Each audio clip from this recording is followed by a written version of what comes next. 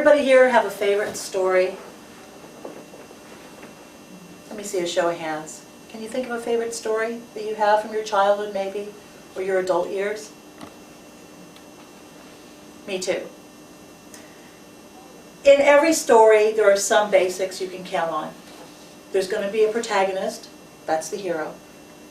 There's going to be an antagonist, that's the bad guy. And in order for any story to really be good, you have to have conflict. I have a theory. My theory is that we have co-written the story of our lives before we've come to live it. And as any good writer knows, that means we have to have conflict. When I was a little girl, I was abused by my grandmother as far back as I can remember, mentally, physically. By the time I was 7 years old, I had a breakdown and was hospitalized. Rough stuff. But you know what they say? Whatever doesn't kill you will make you stronger. Well, I'm here to tell you right now that that is the truth. And by the time I left that hospital, I had made a few decisions. That the abuse that I went through in my life was going to end with me. That one day I was absolutely going to have children. And my children were going to grow up in a home of love, of encouragement, of support. And I changed, all from that hospital visit. Years later, I got married and I had a family. My first child, Jeremy, is what my mother-in-law, who is German, called and apologies to you two, Glamiklik, a very sweet little boy. There was nothing that really bothered Jeremy, and he's pretty much the same way today, an easygoing soul.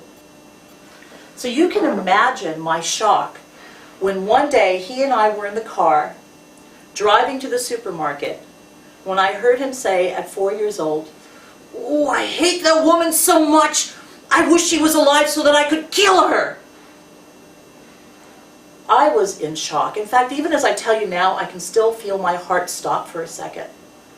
I pulled the car over and I said, "Jeremy, who is it you feel you have to kill?"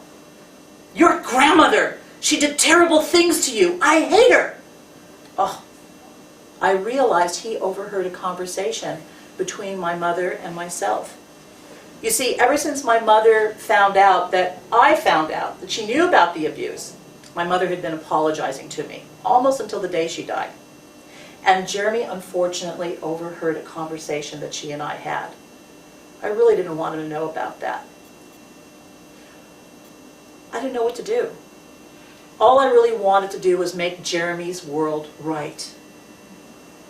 Quick, quick, quick. Words, come on, come on, come on. Finally, I turned around and I looked at him and I said, "You know, honey, maybe that had to happen. Maybe I really did have to be abused. Maybe the abuse made me a better mom to you. And you know what? If that's what it took for me to be a great mom, I'm okay with it. So you need to be okay with it."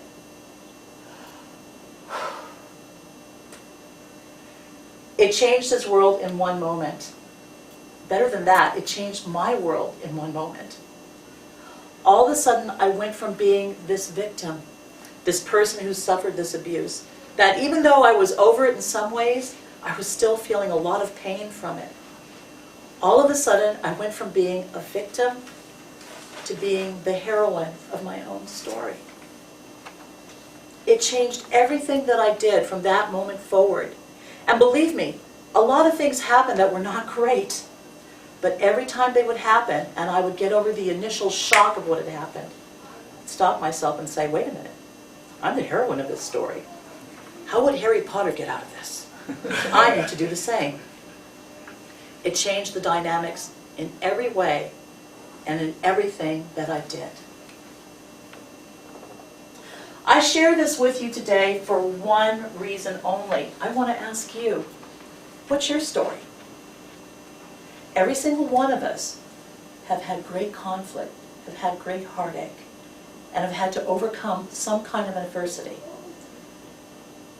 And we may still have to somewhere down the road.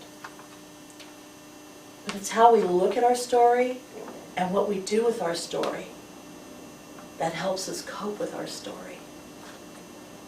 My wish for every one of you is that you realize that you are the victor, the hero, the heroine.